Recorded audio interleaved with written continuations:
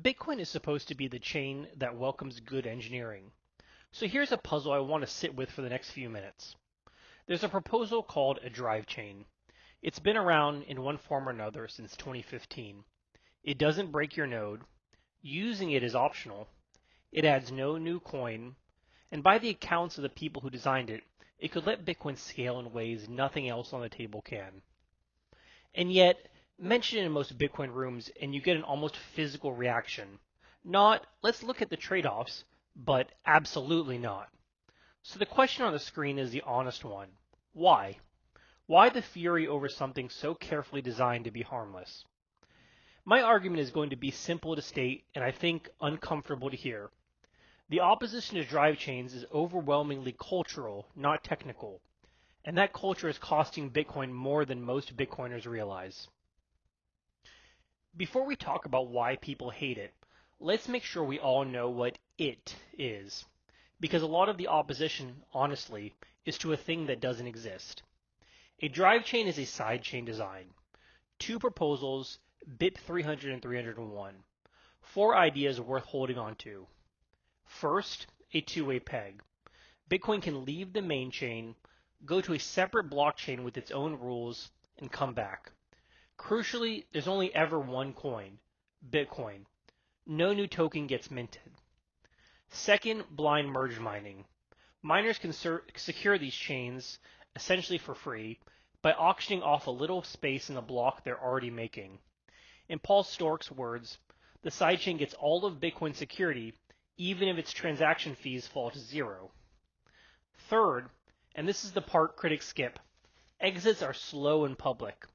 A withdrawal back to the main chain takes 3 to 6 months and gets validated tens of thousands of times. To steal from a sidechain, a miner would have to misbehave openly, in full view, for half a year. It's robbing Fort Knox in slow motion on camera. And fourth, it's an opt-in soft fork. If you don't care about sidechains, your node, quote, still does exactly what it was doing before. Nothing is forced on anyone. Hold those four things in mind, because every objection we're about to hear is in tension with at least one of them. So put those two facts side by side. On the left, a change that is safe, optional, and backwards compatible. On the right, opposition that is loud, emotional, and remarkably consistent across years. When the technical description of something is calm, and the reaction to it is furious, that gap is telling you something. The fight isn't really about the code. Stork puts it bluntly. Bitcoin culture, he says, developed an extreme aversion to all non-BTC projects, leaving most Bitcoiners unable to even understand the purpose. That's the thesis.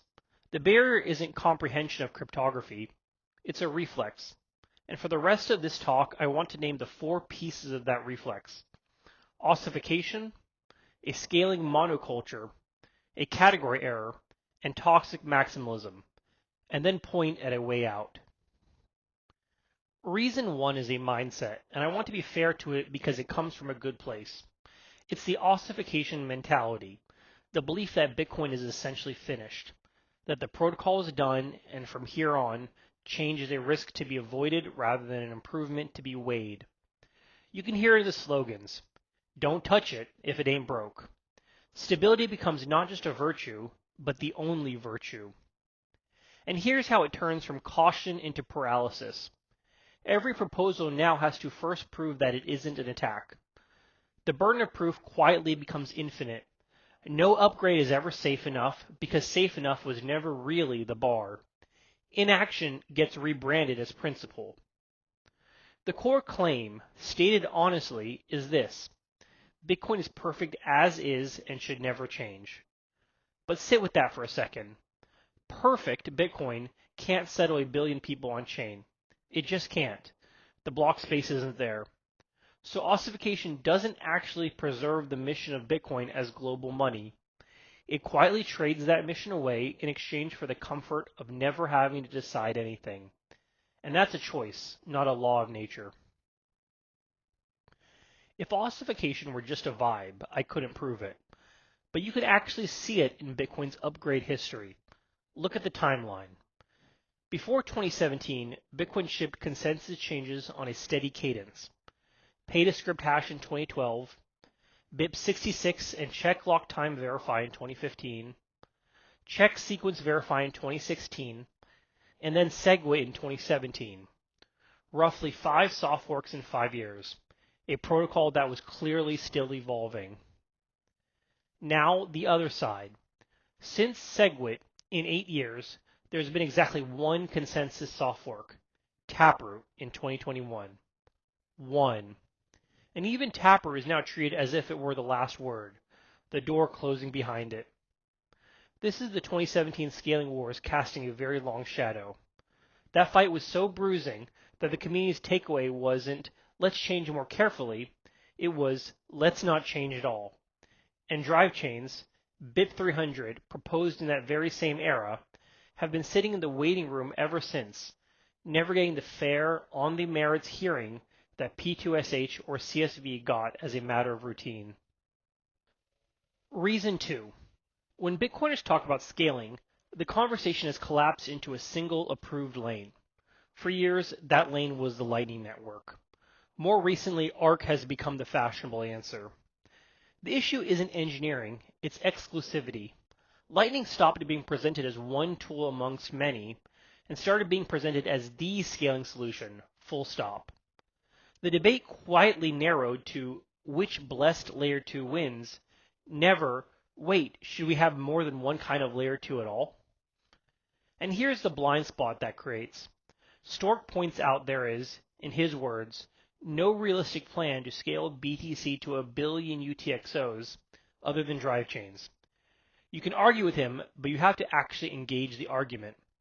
Meanwhile, hundreds of thousands of Bitcoin already sit in wrapped and custodial systems that behave like sidechains.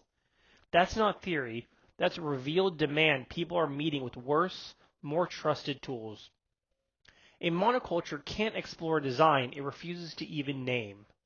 The whole value of something like Drivechains is optionality, letting 1,000 experiments run without betting the main chain on any of them.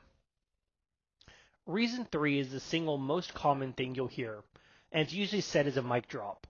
Sidechains, that's just putting shitcoins on Bitcoin. It lands because it feels like loyalty. If sidechains mean bolting tokens and meme coins and ordinal-style clutter onto the L1, colored coins, BRC20s, all of that, then opposing them feels like defending Bitcoin's purity. Nobody wants to be the person who let the shitcoins in. But per drivechain.info's own misinformation page, this is just a category error.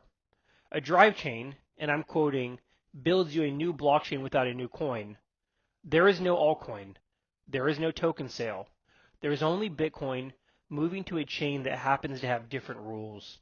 More privacy, more throughput, whatever that experiment is. And here's a twist that should flip the whole objection. A drivechain can actually pull activity that today lives on separate altcoins back under Bitcoin security. So it's not shitcoins on Bitcoin. If anything, it's the opposite. It's Bitcoin absorbing the useful functionality those chains were built to provide without minting a competitor coin to do it. Now, I don't want to pretend everyone who's skeptical is acting in bad faith. Drivechains are genuinely hard to understand, and the hard to understand essay is refreshingly honest about why. 6 main reasons. 1. Rules aren't the same as theft. On base layer Bitcoin, valid and honest are the same thing. If a transaction follows the rules, your node accepts it, and if it doesn't, your node rejects it. There's no gap between the two. A drivechain adds a second rule book that the main chain deliberately can't see. So a withdrawal can satisfy every main chain rule. The miners voted it through over the months-long window and still be a theft under the sidechain's own accounting because the base layer has no idea what the sidechain's real balances are.